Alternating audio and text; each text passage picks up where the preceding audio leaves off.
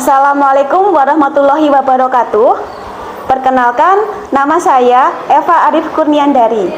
Saya adalah mahasiswa PPG dalam jabatan kategori 2 tahun 2022 di Universitas Jember. Saat ini, saya mengajar di SMA Negeri Bareng sebagai guru sejarah. Pada kesempatan kali ini, Selasa, 13 Desember 2022, saya akan menampilkan praktik pembelajaran pada materi dampak penjajahan bangsa Eropa bagi kehidupan bangsa Indonesia masa kini dengan menggunakan model pembelajaran problem-based learning. Selamat menyaksikan. Wassalamualaikum warahmatullahi wabarakatuh. Assalamualaikum warahmatullahi wabarakatuh. Waalaikumsalam warahmatullahi wabarakatuh. Selamat pagi semuanya. Selamat pagi, Bu. Bagaimana kabar kalian hari ini? Alhamdulillah baik. Alhamdulillah. Anak-anak, sebelum memulai pembelajaran, alangkah baiknya kita berdoa terlebih dahulu. Rizky, tolong dipimpin doanya. Duduk siap, gerak. Sebelum memulai pembelajaran pada pagi hari ini, mari kita berdoa sesuai kepercayaan dan agama masing-masing. Berdoa dipersilahkan.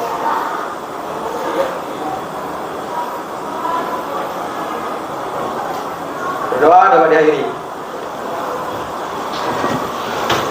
Hari ini ada yang tidak hadir? Ada Siapa? Muhammad Yusuf Habibi sama Muhammad Aufan. Alasannya? Habib itu sakit, Aufan izin.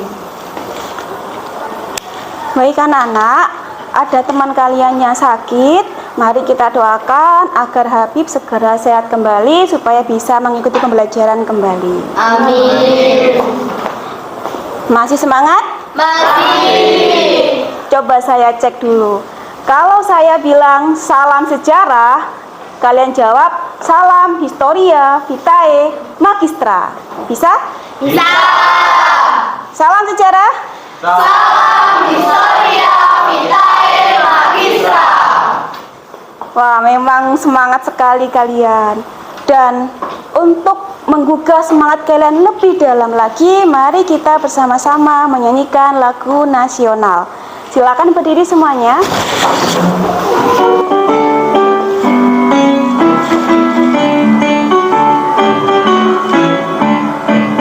Dari Sabang sampai Merauke berjajah pulau-pulau, sambung menyambung menjadi satu, itulah Indonesia. Indonesia tanah airku, aku bernyanyi padamu, menjunjung tanah airku Indonesia. Silakan duduk kembali. Apa sih pentingnya menyanyikan lagu nasional? Untuk menumbuhkan rasa nasionalisme tanah air. Ya, untuk menumbuhkan rasa nasionalisme dan rasa cinta tanah air. Karena harus cinta dulu untuk bisa mempersembahkan sesuatu yang terbaik untuk bangsa. Nah, anak-anak, sebelum kita masuk ke materi hari ini, saya mau tanya dulu. Kemarin kita sudah mempelajari apa saja ya? Kedatangan bangsa Eropa, perkembangan imperialisme, perlawanan rakyat di berbagai daerah terhadap Belanda. Ya, kedatangan bangsa Eropa, perkembangan imperialisme, kemudian bagaimana strategi perlawanan kita terhadap bangsa Eropa. Nah, semua itu masih berhubungan dengan bangsa Eropa. Kalau kita bicara tentang perlawanan tadi, menurut kalian perlawanan manakah yang paling menyulitkan Belanda? Ya, silakan April. Menurut saya yang paling besar dampaknya itu di Jawa karena merugikan Belanda hampir 20 juta gulden dan hampir kehilangan 15.000 pasukannya. Perang ini juga didukung oleh pasukan di daerahnya tersebut. Iya, perang ini meluas ke hampir seluruh pulau Jawa. Jadi namanya adalah Perang Jawa. Padahal Pemimpinnya adalah Pangeran Diponegoro. Ada pendapat lain? Ya, Nita. Menurut saya itu perang Aceh, karena Aceh itu daerah yang paling akhir dikuasai Belanda dan juga daerah yang paling sulit dikuasai Belanda karena Aceh menggunakan taktik jihad. Wah, kalian memang luar biasa. Nah, benar sekali. Jadi perlawanan kemarin menunjukkan bagaimana respon kita ketika ada penguasa asing masuk, kemudian menimbulkan penderitaan bagi rakyat. Sekarang kita akan belajar tentang dampak penjajahan bangsa Eropa bagi kehidupan bangsa Indonesia di masa kini. Kalian sadar tidak bahwa banyak hal yang sekarang ini kita lakukan itu ternyata merupakan salah satu bentuk warisan dari bangsa Eropa ketika menjajah kita dulu. Sadar atau tidak? Sadar. Nah, nanti kita akan bahas lebih dalam pada pertemuan kali ini. Pada pertemuan kali ini, tujuan pembelajaran kita diantaranya adalah setelah melakukan kegiatan pengamatan video, berdiskusi, dan pembelajaran berbasis masalah, peserta didik dapat menganalisis dampak penjajahan bangsa Eropa di bidang politik secara kritis, di bidang budaya secara kritis, di bidang sosial, kemudian di bidang ekonomi, di bidang pendidikan secara kritis. Lalu, kalian juga diharapkan setelah melakukan kegiatan penulisan literatur, berdiskusi, dan pembelajaran berbasis proyek, peserta didik dapat menalar dampak penjajahan bangsa Eropa bagi kehidupan bangsa Indonesia pada masa kini secara kritis, dan nantinya kalian juga akan menyajikan sebuah cerita sejarah. Nah, pada pembelajaran kali ini kita akan menggunakan model pembelajaran problem based learning atau pembelajaran berbasis masalah. Ada beberapa fase yang harus kalian lewati. Ada fase orientasi masalah, mengorganisasi peserta didik, kemudian membimbing pendidikan kelompok, kemudian fase keempat adalah mengembangkan dan menyajikan hasil karya. Nanti kalian akan presentasi di sini, dan kelompok lain juga akan menanggapi presentasi kalian. Dan yang terakhir adalah menganalisis dan mengevaluasi proses pemecahan masalah. Jadi nanti kita akan berusaha untuk menyelesaikan sebuah masalah secara berkelompok. Untuk penilaian, seperti biasanya, kita menggunakan 3 penilaian. Yang pertama adalah penilaian sikap, penilaian pengetahuan, dan penilaian keterampilan. Untuk sikap, nanti ada lembar observasi, kemudian untuk evaluasi itu adalah untuk penilaian pengetahuan. Nanti kita akan melakukan tes singkat menggunakan Google Form. Dan yang terakhir adalah penilaian keterampilan, berupa keterampilan diskusi dan keterampilan presentasi. Dan jangan lupa cerita sejarah kalian sebagai hasil pemecahan masalah juga akan jadi bagian dari penilaian. Ada pertanyaan? Belum. Sekarang kita masuk ke kegiatan utama kita. Sebelum itu, saya minta tolong untuk dibagikan LKPD ya.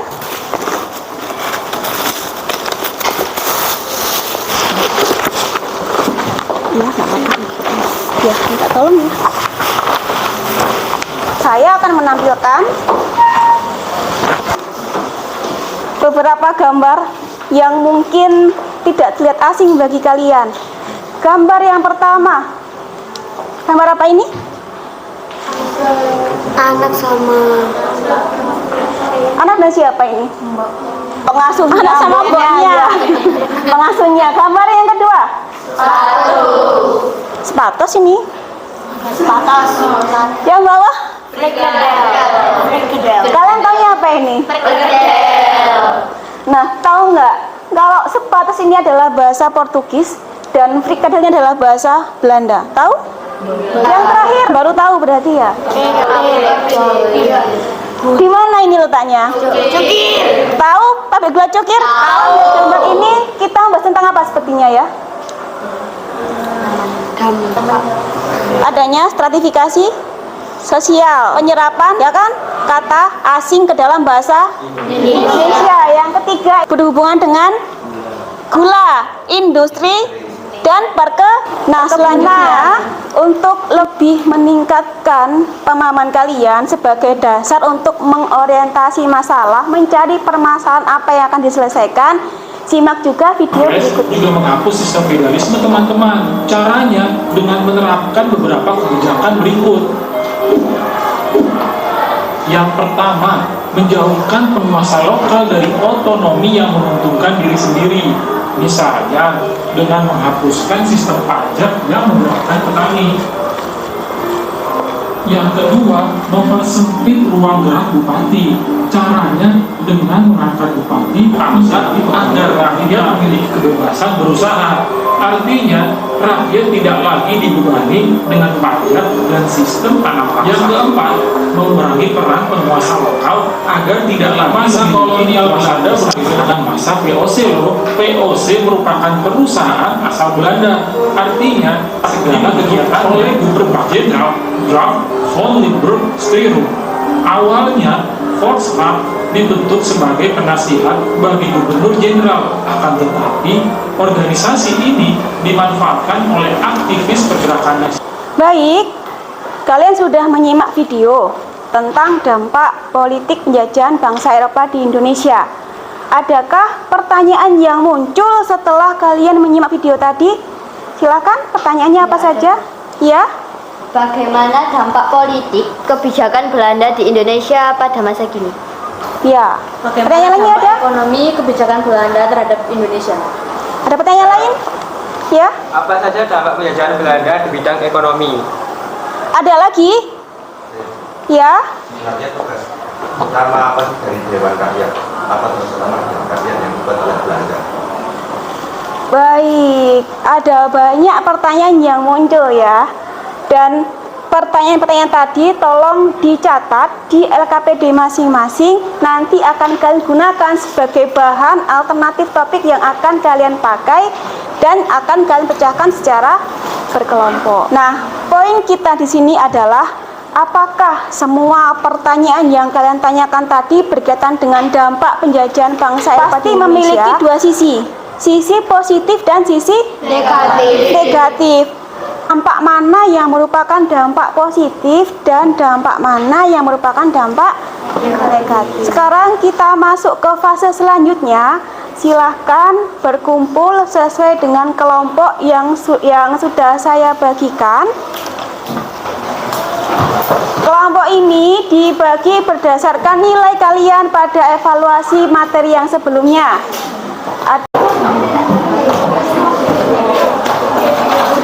Sudah lengkap kelompoknya? Dan bisa saling berdiskusi tentang permasalahan-permasalahan yang sudah kalian temukan. Kemudian tentukan topik mana, permasalahan mana yang akan kalian selesaikan dalam diskusi kelompok. Ada beberapa pilihan topik ya. Ada dampak penjajahan bangsa Portugis dan Spanyol, ada dampak penjajahan bangsa Inggris, dampak penjajahan bangsa Belanda di bidang politik, bangsa Belanda di bidang budaya, di bidang sosial, ekonomi. Kalau dampak pendidikan, nanti kalian mencari apa saja?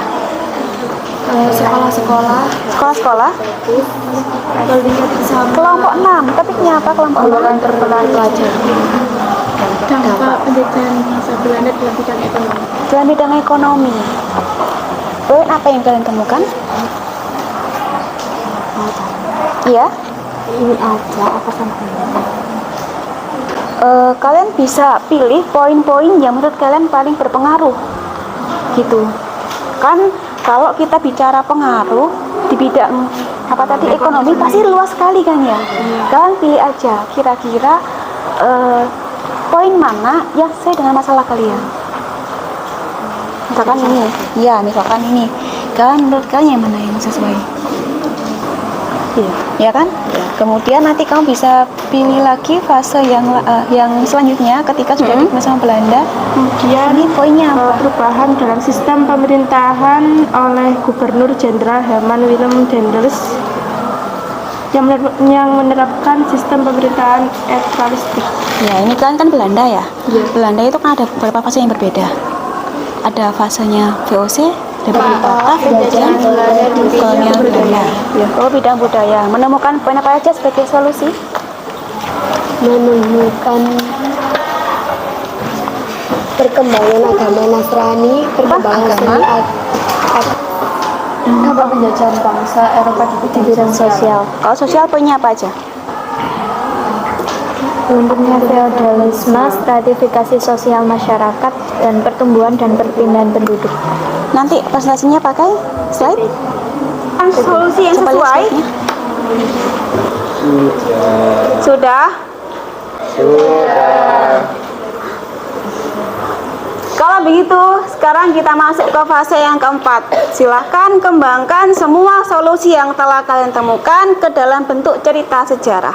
Ceritanya bisa 3 atau 4 paragraf saja ya. Dan saya juga akan mengecek ke masing-masing kelompok untuk mengetahui sejauh mana pengembangan solusi kalian. Tadi anggotanya Amalia, Eunike, Nabila, Bajon, Rizky, Zainal. Sudah sejauh mana? Sudah membuat rentetan PPT dan sudah siap untuk presentasi. Oh iya, bagus. Sudah selesai cerita sejarahnya? Ada yang sudah, ada yang belum. Baik, saya beri waktu 5 menit lagi.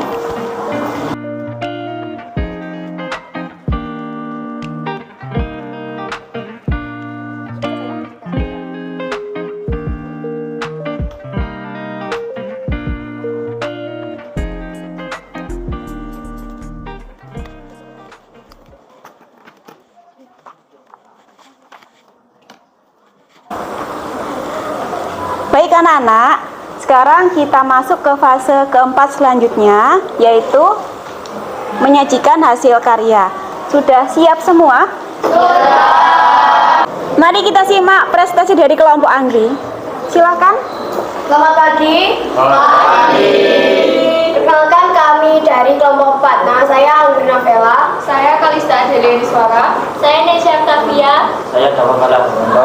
Di sini kelompok kami akan mempresentasikan tentang dampak penjajahan Belanda di bidang budaya. Yang pertama, perkembangan agama Nasrani. Kedatangan bangsa-bangsa Eropa itu membawa agama karena bangsa Belanda memperkenalkan agama Kristen kepada bangsa Indonesia. Nah, penyebaran agama Kristen dan Katolik sesuai dengan salah satu semboyan penjelajahan samudra atau disebut dengan gospel, yakni penyebaran agama Nasrani. Yang kedua ada perkembangan seni arsitektur Inggris. Gaya Inggris merupakan kepaduan antara arsitektur Eropa dan arsitektur lokal. Bangunan bergaya Inggris memiliki struktur bangunan yang kukuh. Contoh bangunan Inggris pada masa ini adalah gereja Belenduk yang berada di Semarang. Yang ketiga, gaya hidup. Pakaian yang dikenakan dibedakan berdasarkan waktu pemakaiannya. Gaya penyajian makanan mendapat pengaruh Eropa. Pada masa ini dikenal dengan tradisi makan yang disebut Christabel. Kemudian ada perkembangan seni sastra. Yang pertama, karya sastra berupa buku, yaitu artikel yang berjudul Erescoop atau utang kehormatan. Kemudian ada kosakata Belanda seperti handuk menjadi handuk, baskom menjadi baskom, kemudian bioskop menjadi bioskop, dienst menjadi dinas, onkosten menjadi ongkos, dan divan menjadi divan. Perkembangan seni musik. Contoh hasil kepaduan musik tersebut adalah musik keroncong. Musik keroncong merupakan jenis musik yang dihasilkan dari alat-alat musik berdawai dengan alunan yang romantis. Musik keroncong diperkenalkan oleh bangsa Portugis pada abad ke-19. Pada masa kini musik keroncong menjadi musik rakyat khas Indonesia. Sekian prestasi dari kelompok kami. Apabila ada pertanyaan, silakan. Iya.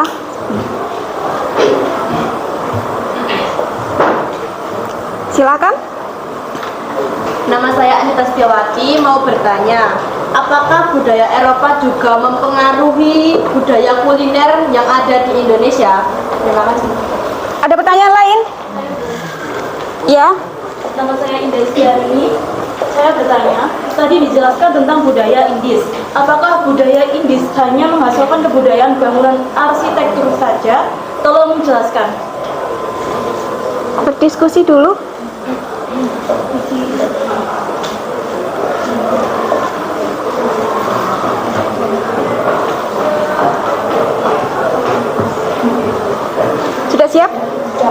Silakan. Saya akan menjawab pertanyaan dari Anita. Apakah budaya Eropa juga mempengaruhi budaya kuliner di Indonesia? Nah, sangat mempengaruhi. Contohnya penyajian makanan lengkap sesuai tata cara perjamuan resmi ala Eropa yang diawali dengan makanan pembuka, lalu makanan utama, dan diakhiri dengan makanan penutup. Ini disebut dengan rich table. Ada juga tradisi buffet atau prasmanan. Ini menunya biasanya sop, soto sop, semur, dan juga perkedel. Ditanyakan? Bagaimana?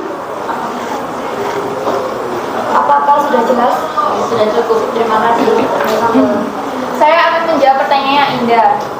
Tadi dijelaskan tentang budaya Indis. Apakah budaya Indis hanya menghasilkan kebudayaan bangunan arsitektur saja? Kebudayaan Indis adalah hasil campuran kebudayaan Indonesia dan Eropa yang didukung oleh segolongan masyarakat Hindia Belanda. Percampuran itu meliputi 7 unsur kebudayaan universal. Gaya Indis sebagai salah satu perkembangan budaya campuran Belanda dan pribumi Jawa yang menunjukkan adanya proses historis. Apa sudah jelas? Sekian dari kelompok kami, matur nuwun. Tepuk tangan. Sudah siap? Silakan. Selamat pagi semuanya. Di sini kami dari kelompok 6 akan mempresentasikan dampak penjajahan bangsa Belanda dalam bidang ekonomi. Perkenalkan, nama saya Khair Hanifah. Perkenalkan, nama saya Diva Auliatsma. Perkenalkan, nama saya Dosen Sari. Perkenalkan, nama saya Anita Setiawati. Perkenalkan, nama saya Dilsa Mul Abida. Di sini saya akan menjelaskan masa kekuasaan VOC. VOC menjalankan monopoli perdagangan dengan menerapkan kebijakan seperti melarang rakyat menjual rempah-rempah. Selain pada VOC, mengatur jumlah serta tempat menanam rempah-rempah sehingga menimbulkan dampak negatif, yaitu rakyat harus menjual rempah-rempah kepada VOC. Produksi padi menurun karena VOC menentukan jenis dan jumlah tanaman. Terjadi penurunan penduduk karena rakyat kelelahan akibat menanam rempah-rempah. Dan dampak positifnya adalah aktivitas perdagangan dan perayaan di Indonesia semakin ramai karena bangsa Eropa tahu bahwa Indonesia merupakan daerah penghasil rempah-rempah. Perdagangan bumi putra dapat mengetahui komoditas yang laku di pasar internasional karena kebijakan Belanda yang menentukan jenis tanaman yang ditanam. Pedagang pribumi dapat mengetahui cara perdagangan modern yang baik dan benar. Oke, selanjutnya yang kedua ada masa pemerintahan Republik Batak. Masa pemerintahan Republik Batak ini dipimpin oleh Herman Willem Daendels, dan pada masa pemerintahannya Daendels melakukan kebijakan yaitu mengubah sistem pemerintahan menjadi sistem pemerintahan modern yang menyebabkan status tanah para raja berubah menjadi tanah milik Belanda. Kemudian, petani diwajibkan membayar pajak dan pajaknya untuk membiayai pemerintah Belanda. Penduduk di wilayah pesisir utara Pulau Jawa juga dikerahkan untuk membangun jalan pos dari Anyer sampai Panarukan untuk memudahkan mobilitas. Selanjutnya adalah masa pemerintahan kolonial Belanda. Masa pemerintahan kolonial Belanda menerapkan sistem tanam paksa dalam perkebunan, misalnya kopi, tebu, dan indigo, menyebabkan perkembangan industri sehingga petani menjadi buruh. Petani yang berhak atas tanahnya harus menyewakan tanahnya kepada penguasa asing dan sehingga Belanda mendapat keuntungan yang besar. Munculnya kota-kota baru yang ditandai dengan pembangunan jaringan transportasi. Bila ada yang bertanya, dipersilakan. Ya. Perkenalkan, nama saya Rizky Jelvanani dari kelompok 2. Coba jelaskan lebih lanjut tentang dampak pembangunan jalan raya pos bagi Belanda dan Indonesia dan lebih menguntungkan siapa? Terima kasih. Apakah ada lagi? Nama saya Luhur Hujatullah nomor absen 19. Bentar. Diulangi lagi. Nama saya Luhur Hujatullah nomor absen 19. Mengapa bangsa Belanda sangat mudah mengeksploitasi ekonomi Indonesia? Apakah memang tidak ada kendala bahasa ketika menerapkan kebijakan, apalagi wilayah kita kan luas? Baik, diskusi dulu. Mau langsung dijawab? Silakan. Baik, saya akan menjawab pertanyaan dari Rizky. Coba jelaskan lebih lanjut tentang dampak pembangunan jalan raya pos bagi Belanda dan Indonesia, dan lebih menguntungkan siapa? Pembangunan jalan raya pos memberikan keuntungan ekonomis bagi daerah yang dilewati. Jarak tempuh lebih singkat, misalnya begini. Sebelum ada jalur pos, pengiriman barang dari Batavia ke Semarang butuh waktu 14 hari di musim kemarau, dan bahkan 1 bulan di musim penghujan. Tapi setelah ada jalur pos, jadi hanya butuh 5-6 hari dari Batavia ke Surabaya. Kalau soal menguntungkan siapa, menurut kami lebih menguntungkan pihak kita. Karena sampai sekarang pun jalur ini masih menjadi jalur favorit dari ujung barat Jawa ke ujung timur Jawa. Bagaimana? Sangat jelas. Baik, saya akan menjawab pertanyaan dari Firja. Mengapa bangsa Belanda sangat mudah mengeksploitasi ekonomi Indonesia? Apakah memang tidak ada kendala bahasa ketika menerapkan sebuah kebijakan, apalagi wilayah kita kan luas? Nah, karena dalam mengeksploitasi tanah jajahan VOC memanfaatkan penguasa tradisi, yaitu penyerahan wajib hasil bumi dan pemungutan atau bisa disebut pajak hasil bumi, dan juga memanfaatkan raja dan bupati untuk memerintah atas nama VOC. VOC juga tahu bahwa ada budaya ketaatan rakyat terhadap penguasa pribumi, sehingga VOC tidak perlu bekerja terlalu keras. Sudah jelas? Ya. Sekian presentasi dari kelompok kami. Bila ada salah kata, kami mohon maaf. Terima kasih dan selamat pagi. Beri tepuk tangan. Baik anak-anak, seluruh kelompok sudah menyajikan cerita sejarah versi mereka. Sekarang kita masuk ke fase berikutnya, yaitu menganalisis dan mengevaluasi proses pemecahan masalah yang telah kalian lakukan. Kita mulai dari kelompok 1 ya. Tadi topik kalian adalah dampak bangsa Spanyol dan Portugis. Baik, dari beberapa pengaruh tadi, kira-kira manakah yang merupakan pengaruh positif bagi kita? Dalam pendidikan, dalam bidang sosial budaya ada seperti musik keroncong. Musik keroncong positif ya, musik keroncong ya. Kemudian memperkaya kosakata bahasa Indonesia. Memperkaya kosakata bahasa Indonesia. Lanjut ke kelompok 2, tadi menceritakan tentang dampak penjajahan bangsa Inggris. Dari beberapa poin tadi, menurut kamu manakah yang merupakan dampak negatif bagi kita? Dampak ekonomi, dampak sewa tanah. Kenapa sewa tanah?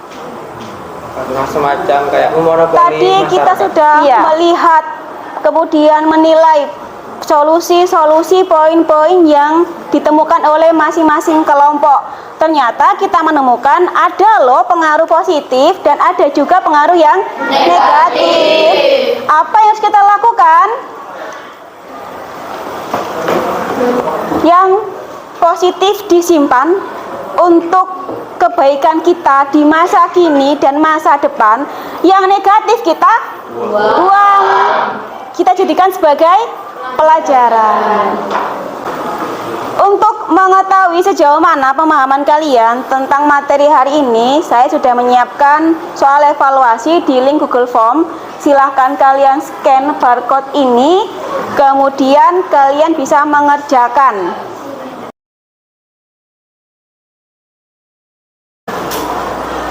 Bagaimana? Sudah selesai? Apakah hasilnya sesuai dengan yang kalian harapkan? Oh ya, nggak apa-apa, terus belajar ya, supaya nanti di evaluasi berikutnya mendapatkan nilai yang jauh lebih baik.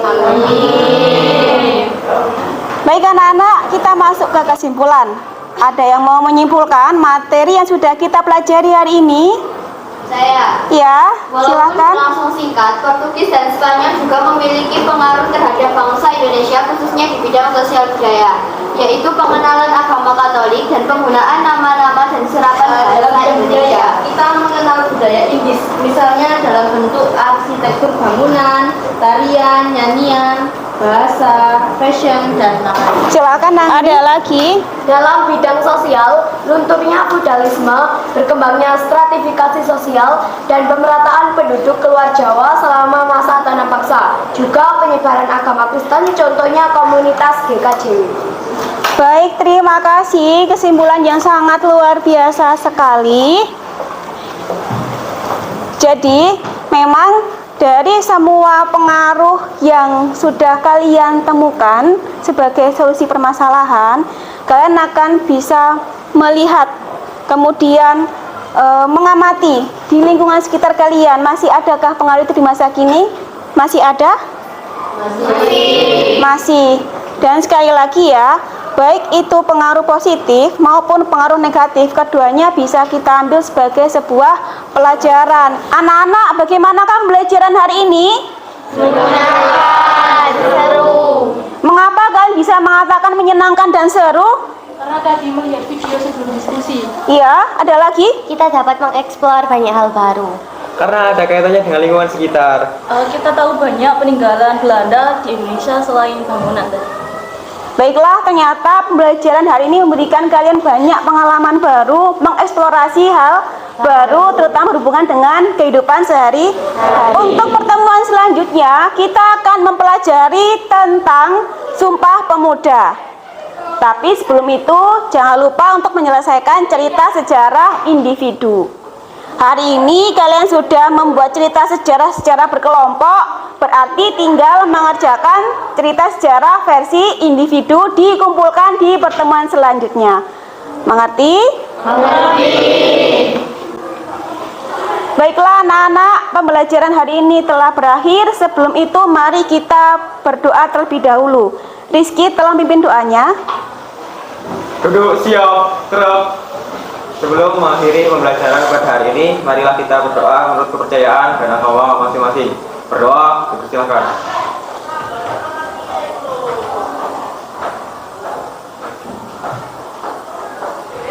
Berdoa dapat diri. Anak-anak, hari ini saya akan mengutip pernyataan Bung Karno. Perjuanganku lebih mudah karena mengusir penjajah, perjuanganmu lebih sulit karena melawan bangsamu sendiri. Bangsa yang intoleran, bangsa yang tidak peduli dengan sesama, bangsa yang melupakan sejarahnya. Saya harapkan kalian semua menjadi generasi muda yang cinta sejarah, cinta perbedaan, dan terus berkarya. Saya akhiri dulu. Wassalamualaikum warahmatullahi wabarakatuh. Waalaikumsalam warahmatullahi wabarakatuh.